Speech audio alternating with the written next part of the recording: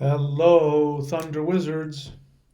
Okay, so we're going to talk about some deep, important stuff having to do with manifestation. By the way, if you're new to the channel or to this series, this is the Manifestation Mastery Course number 15A.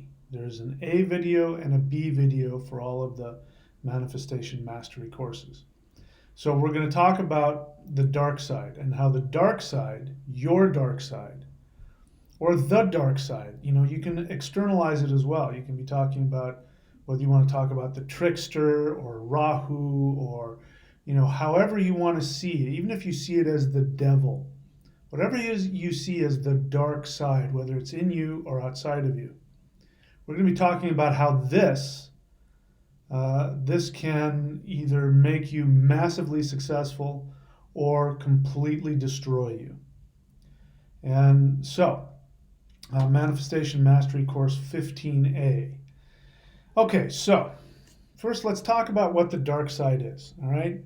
Again, you can see in the beginning I set it up that there's a couple different ways to look at it. The dark side, if you choose to see it as something outside of you, you're not wrong. Remember that we live in a hologram. We don't live in, a two-dimensional paper picture. A paper picture or a photograph, well, not a photograph, because even in a photograph you can see the three dimensions. But, in a paper picture, it's two dimensions. It's everything is either this or that, up or down, good or bad, right or wrong, black and white.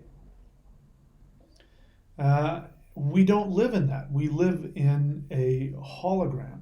We live in where things are this and that at the same time.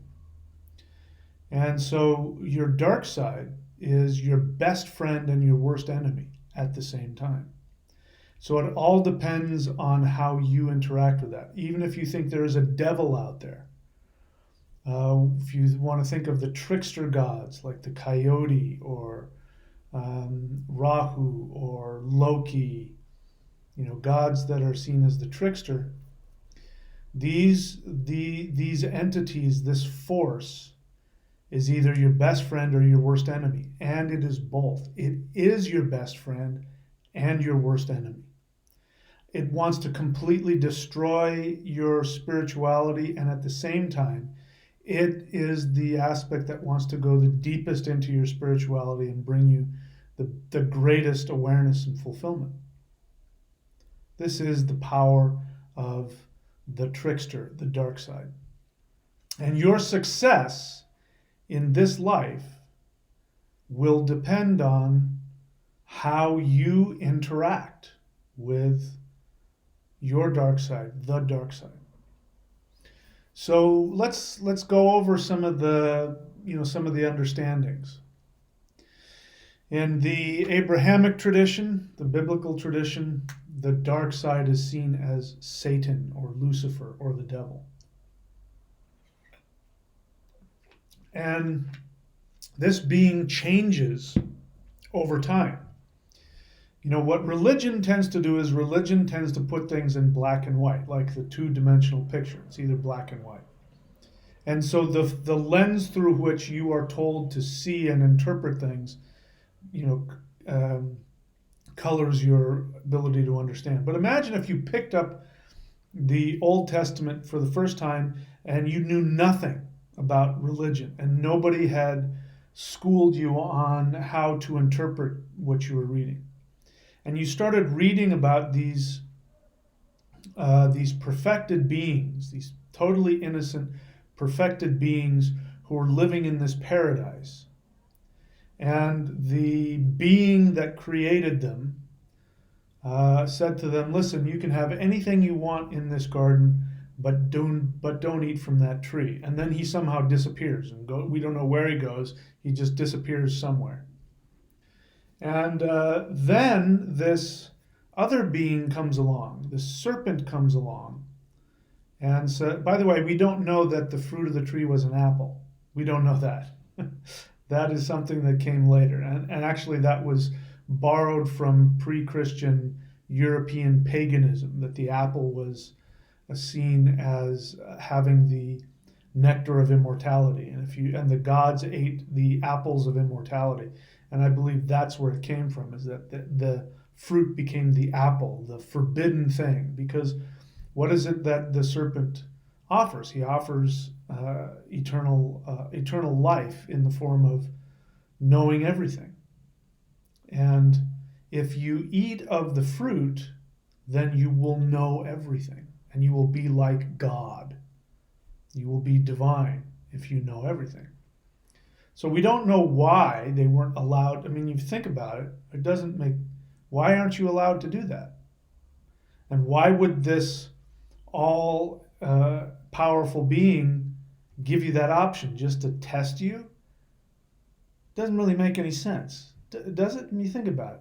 So either this all powerful being is setting things up so that you can decide, hey, I don't want to be just this infant dependent upon this being. I want to be my own self-empowered individual. So if there was a test, you know what, I'm going to put it this way. Of course, as you know, I reject the Abrahamic tradition, but if you chose to accept that this being, this all-knowing being, did it for a purpose, then it seems pretty clear to me that the purpose was for them to decide to become self-empowered. And that was the real test. If I was to write that, then the end of the test would be, you ate of the fruit, you passed the test. You are supposed to be in control of your own existence. You're supposed to choose your existence. You're not supposed to just sit around, having me wait on you hand and foot. You passed the test. You're supposed to be your own guru, your own God. That's how I would write it. But I sound like the serpent. So the serpent says, why did God put this here? I mean, obviously he wants you to, why wouldn't he want you to know everything and to be like he is? And so, they eat of the fruit, and then, it takes a whole different, they're damned and thrown out of paradise and sin and all that kind of stuff. But if you weren't told what to believe about that, you might come to a different conclusion. You might come to the conclusion that, gosh, that Jehovah person is really controlling, and good for them that they got the hell out from underneath him. But what happens is you go to church and you're told that there's this evil being, and it's called the devil, and the devil wants to consume your soul and eat you, and he's the father of lies and the blah, blah, blah. Of course, the serpent isn't said to be Satan in Genesis. He's just called the serpent. And the serpent is even used in Abrahamic symbolism having to do with healing. It's the serpent was a symbol, I think, on Moses' staff or something like that. Anyway, I don't want to get into the history of the Abrahamic religion. What I want you to do is to get rid of whatever dualist understandings that you walk around with having to do with the dark side out there. Now, let me be very clear. The dark side is the dark side.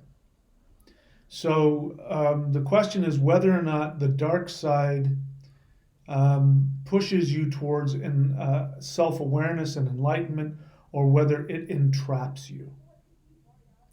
If it entraps you, then it causes death, disease, misery, destruction, and you spread that destruction, disease, horrific craziness, insanity, unfulfillment, total, complete deprivation, darkness of the soul, torment. The dark side is those things as well. So the real question is how you interface with it, and how you use it. If you try and avoid it, it will find you. If you try to control it, it will consume you. If you try to control it, it will consume you. So there's a dance that you have to have. And what I'm here to say is that the dark side, the trickster, now that's the Abrahamic tradition. Now let's talk about the trickster tradition. Let's be very clear. I want you to understand how you've been programmed. The Abrahamic tradition, which says that there's good and that there's bad, and those are the two extremes, and there's nothing in between, and that the dark side is evil and bad, and that is a very new understanding. That understanding of the universe did not come into human history until I think about 350 BC or something like that. That was when the Abrahamic tradition, the Old Testament, was written.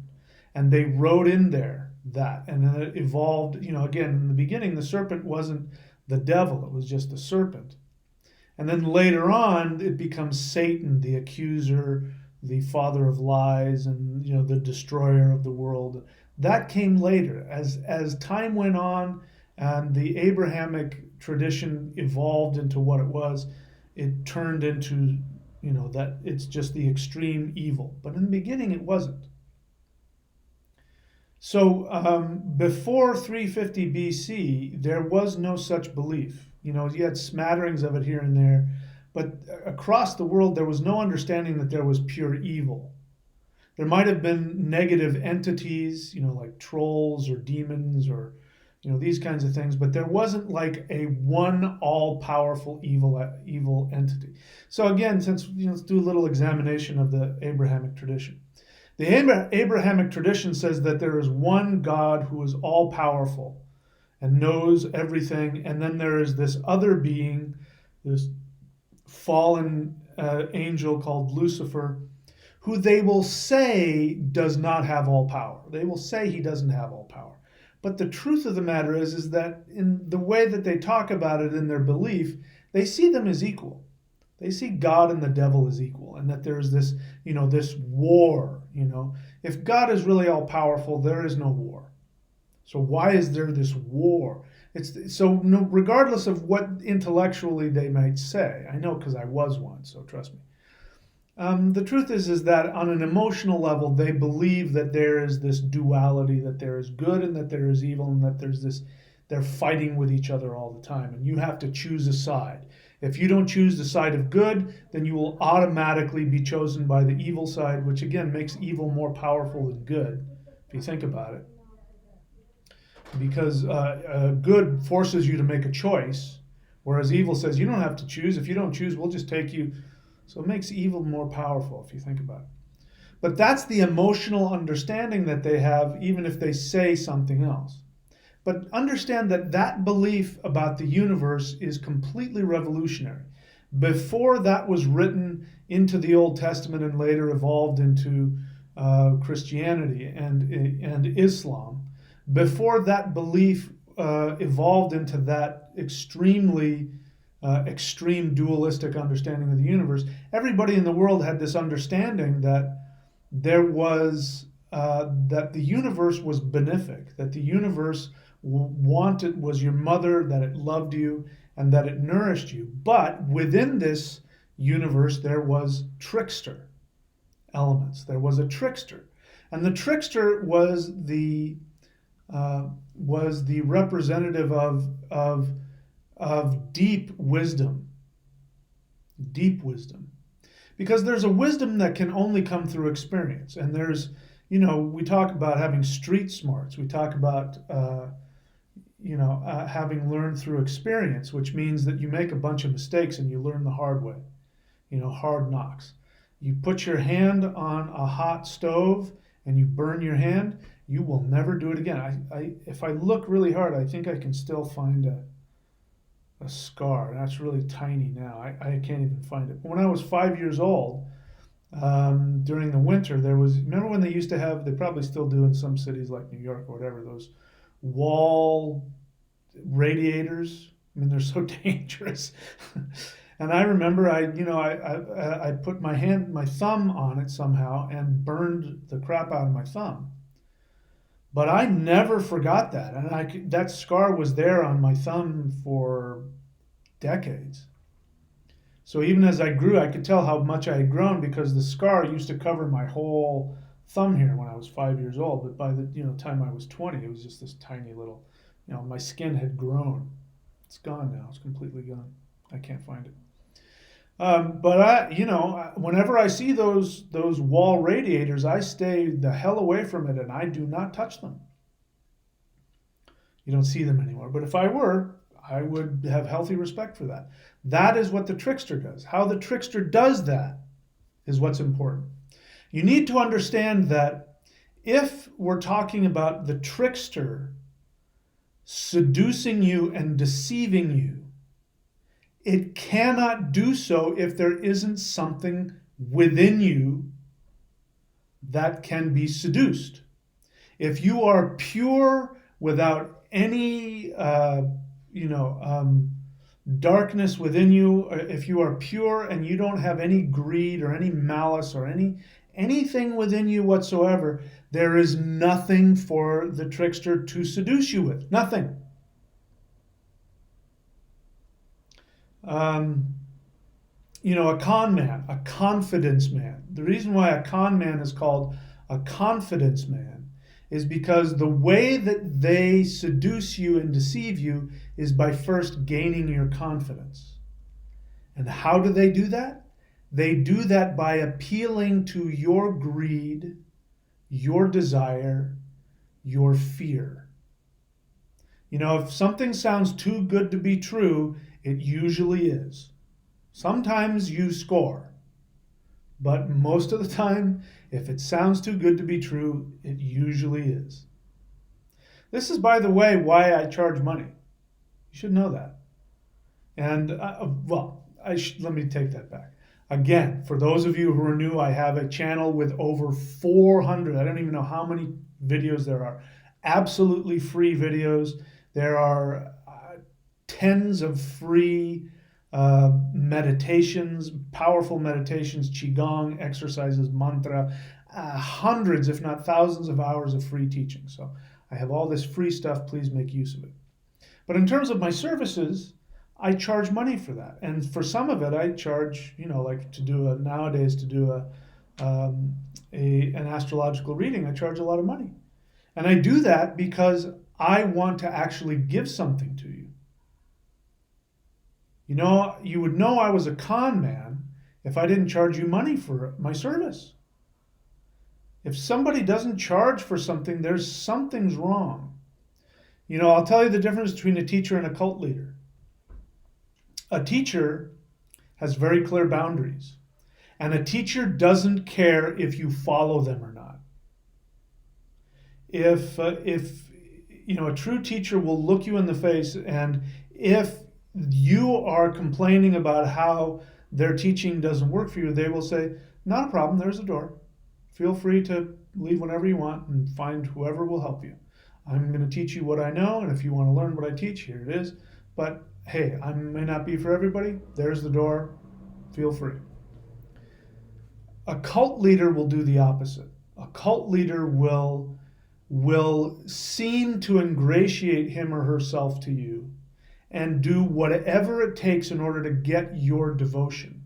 And they'll say, I do this because I love you. I'm not in it for the money. In fact, come live in the ashram for free. I will give to you. But there's always an exchange of energy, always. I know because I've seen them. I've known people who were, kind of equal with me and trained with me, and they turned into cult leaders and got sick, went bonkers. When somebody wants to give everything away to you, you have to go, what is you getting out of this? Because this is a law of the universe. The law of the universe is there is always a give and take. Nothing exists without a give and take. Nothing. There is nothing for free. And I'm going to share something with you. There are people that I respect, even there's some astrologers that I respect that will say that a true guru can take your karma away. That is just not true. There is no, and if they were a true guru and they truly had that ability, they would never take that away, because your karma is how you learn. How you learn is how you gain power. If they're taking that away from you, then, it's like, when a moth is coming out of the cocoon, if you peel back the cocoon and let the moth out, the moth's wings won't open up right and they won't have the strength and they won't be able to fly and they'll die. If you are seeing a chick trying to hatch itself out of an egg and you break the egg open and let the chick out, it won't, it needs that fight. It needs to fight to gain the strength to live. No true teacher would ever take away somebody's karmic lesson. Ever. It's the worst possible thing you could do. It's worse than causing them harm. Because the harm that you cause them, their soul will regroup at some point, no matter how horrible they're treated, their soul will regroup and strengthen, and they'll come back stronger. This is a note to you if you've gone through difficulties. Your soul can recover. It may not feel like it now, and maybe it'll take a couple of lifetimes, but you can recover from whatever has happened to you. No teacher would ever take your karma away. So no teacher ever wants to just give something away for free, unless they're doing it for their own happiness. That's different. Giving a gift to your children or to a friend or to a loved one because it makes them happy, you're doing that for your own happiness, great. No true teacher goes around thinking they're going to save the world and I'm, like Jesus takes your sins on. Why would you do that? Why would you do that? How does that, then the person is completely dependent upon you for everything. So, I forgot where I was going with all this. A trickster. A trickster is the motivation for your awareness. Because when you're sort of stagnant and just going through life and you're not really learning, you're not falling into any pit, you're just sort of coasting along in life, your soul isn't really growing. Then the trickster comes along and starts poking at you and going, you know what if you were a millionaire? You should be a millionaire. Why aren't you a millionaire? You're making 200 grand a year. You're okay. You're doing really well. But, gosh, a millionaire. I could be a millionaire. And you know what? I've got this stock. And if you get in at the ground floor right now, and listen, it's a secret. I can't tell anybody about it. You won't hear anything about it. But trust me, if you do it, and technically, technically, there's some things about it that are against the law. But, so what? Government and Wall Street is screwing you all the time. Why don't we give one back to them? So don't tell anybody about it. Get in on this stock now. And in a year, you're going to be a millionaire. Trust me. Then you find out later it's a Ponzi scheme. Well, who's to blame for that? You're the one that chose out of your greed to invest in a Ponzi scheme. Multi-level marketing is a perfect example. What do they call it now? I think they don't call it multi-level marketing. They call it direct marketing now. They keep changing it. In the beginning, because I remember, they called it a pyramid marketing. They called it pyramid marketing. And then they went, no, that's a pyramid scheme. Oh, it's not a scheme. This is multi-level marketing. Oh, no, multi-level, that's pyramid. Oh, it's direct marketing. Oh, okay. But it's the same thing. And what is the pitch? It doesn't matter if it's Amway. There's still a bunch of them out there. What is the pitch? The pitch is, hey, just tell two friends. And those two friends will tell two friends. And listen, you can do it in your spare time. This guy makes $100 billion a month just by giving away free samples of soap. And, who doesn't want to have the next, and when you get hooked into it, here's the thing. Buy all of the soap now, and it will cost you $1,000. But that $1,000, what happens is it goes up. So you get somebody else to pay $1,000, and you get that $950,000, and then the person above you, and it's the person on the bottom that's really getting. And after a while, it's the person on the bottom that's getting screwed. And if you can just rise in the ranks, then you can be the one who's not getting screwed. So your greed got in there. It was your greed that got you there and got you where you are. I know because I did a lot of multi-level marketing, 4 or 5 different ones. And you'd think I would have learned after the first one. But I did 4 or 5 of them, and the pitch is always the same. Just get in on the ground floor. It's real easy. Do it in your spare time. Just get a few people underneath you. They'll do all the work. You'll make a crap load of money. And what ended up happening is that it was a full-time job. And it wasn't a job. It cost me money to get into it, and I was paying every month to stay a member. And I was on the phone all the time trying to sell people. And then I realized, man, this part-time thing has really become a full-time gig. And so this is how that works. This is the quicksand of the dark side. Now that's one example. Another example is on the extreme is drug addiction. Really addictive drugs like opiates. Holy crap! You put those things into your system, and wow, that feels good. But then you can't get out. You need more and more, and then you get dependent on it, and getting off of it, you go through withdrawals, like really unhealthy, like you could die from withdrawals. That's another extreme example. But it starts from your need to want to escape, your desire to feel good at no cost. That's what it means. If it doesn't cost you something, it is a con. It's a con. If it doesn't cost you, it's a con. If, however, you do pay for something, you will get something back for it, whether it's a love relationship. Who are the friends that you like to be around? The people that give to you, you want to give back to them. You get this equal exchange of power. If you have friends that are constantly taking from you and give you nothing, after a while, you're like, man, I don't like that person. Making love. What you give to the other person gives you pleasure, gives them pleasure, excites them, and they give back to you, which gives you pleasure. You give pleasure back, and then you have this escalating giving of to each other. And your giving is your taking, and your taking is your giving. There's this equal exchange of energy. No matter what it is, think about it. There's an equal exchange of energy. This is a law of the universe. So the trickster will come and try and tell you that you can get something for nothing.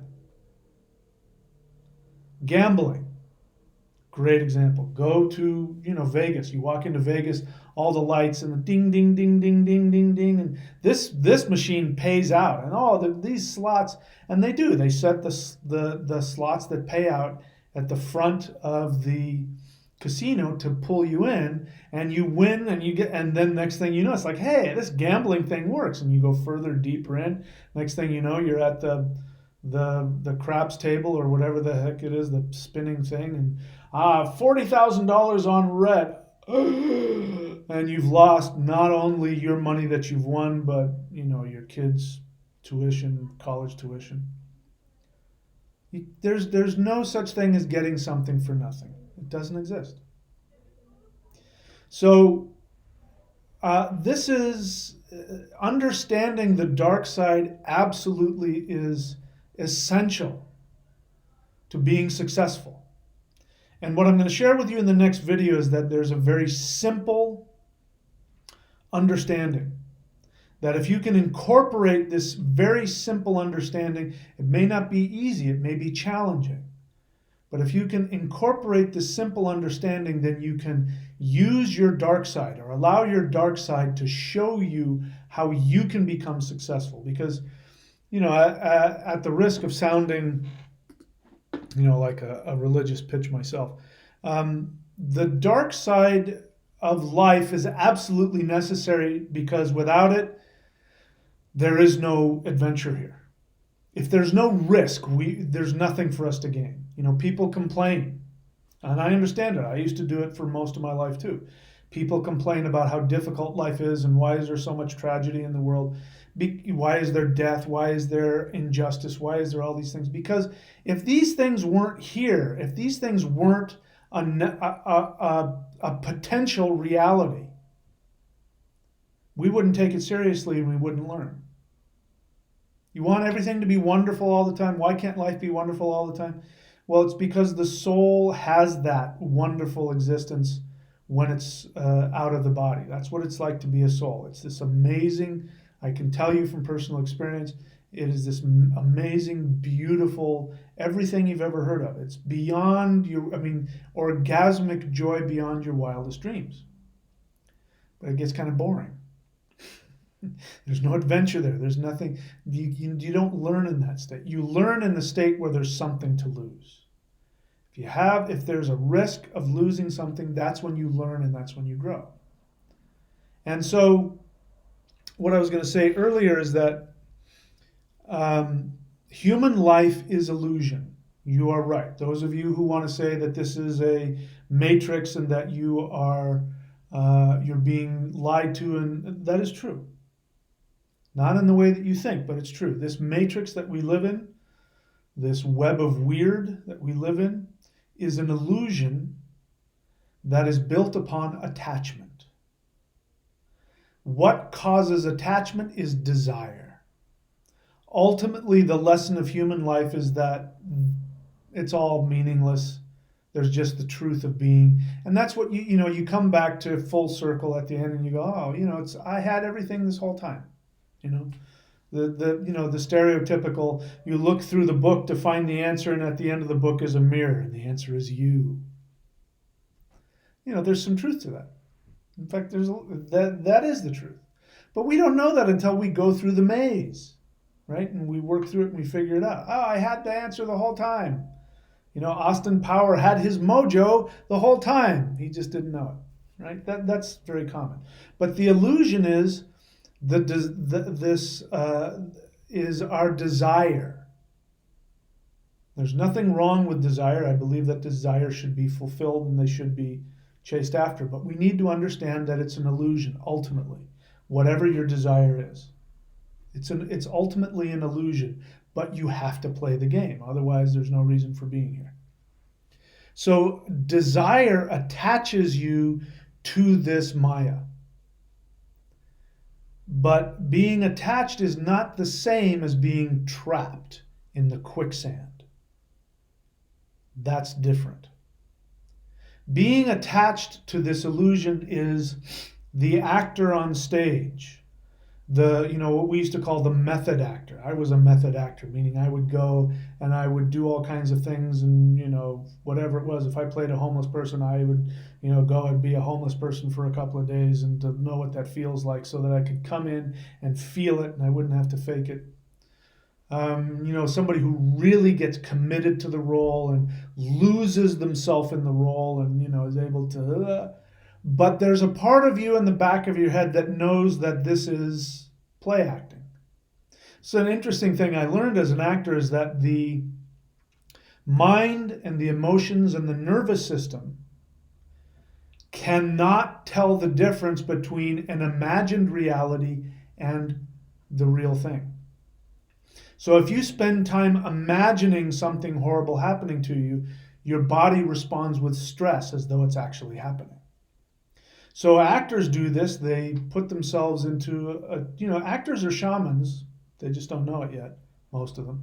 They put themselves into altered states of consciousness and they imagine so intensely the reality of their character that their body then becomes that. And then they go on stage and you believe them. So that's the actor who's totally committed, but there's a part of him back here. Once that curtain comes down or once the director says cut, they come out of character and and action. Cut. Yeah, how'd you like that? Do you like that? They know that it's a game. They get into the game and they feel all the feelings. You're playing King Lear or some other tragedy and you're crying your eyes out. Cut. How was that? Did that work? That was intense. I sure felt that. It's a game. The people who get trapped are the people who forget that they're playing an actor. They forget that they're playing a part. They forget. When the illusion becomes real and they forget that they're playing a part, then they are trapped. And then people become insane. People who are insane, in my experience, are people who take things way too seriously. I mean, one of the greatest things about, one of the greatest lessons is just don't take yourself or anything too seriously. Because at some point you are going to die. So at some point you are going to have to, let your life go and go to the next realm. So you can't take anything too seriously. And so what we're going to talk about in the B video is a very simple technique. A very simple technique that will allow you to use your dark side. Because here's what you don't know, perhaps, is that your dark side is trying to teach you how to master and have ultimate success. But it's not going to come right out and say, here's how you get ultimate success, because it knows you have to learn the hard way. So it's going to try and deceive you. It's going to push and prod and poke you in all of the ways that you are already set up. Listen, nobody becomes, people like, again, people who lose all their money to con men, lose all their money to, Ponzi schemes. People who lose all their money to Ponzi schemes, or let's put it this way, people who lose all their money in the stock market. The stock market is gambling. And, it's some people are really good at it, and some people, get in on the ground floor and make $1 billion and walk out of the casino. And some people keep, people go into the stock market to make easy money. I got nothing against it. If it works for you, congratulations. It's one of the reasons I don't do it, because I'm not smart enough. I will get so wrapped up in it that I'll lose my money. I'll lose everything, because I'll get so obsessed with wanting to become rich on that. It's crazy. So I don't even mess with that stuff. But, you lose all your money in a Ponzi scheme, you got nobody to blame but yourself, because it was your greed that got you there. I forget what the movie was that was on one of the cable stations with Robert De Niro played, whoever that guy was. And he, he's being disingenuous and, he's not owning up to his part in it. But the guy says, hey, man, I never forced you. In fact, I even told you it was dangerous. You're the one that kept giving me all your money. He's right. They did it out of their greed. They knew what they were doing. So the trickster will come to you and find those areas in you. To find those areas in you and try and get you to either be seduced by that and go into that and have your life destroyed, or you're going to do the other very simple technique, which I'm going to share with you in the B video. So I'll see you over there. And for there, you go to neo.thunderwizard.com and you click on the Manifestation Mastery course, or you can go to manifestation.thunderwizard.com and click on the links there, which will take you to thunderwizard.com. I could just say that. Go to thunderwizard.com and click on the Manifestation Mastery course, and I'll have the B video, the 15B video waiting for you over there. All right, I'll see you over there.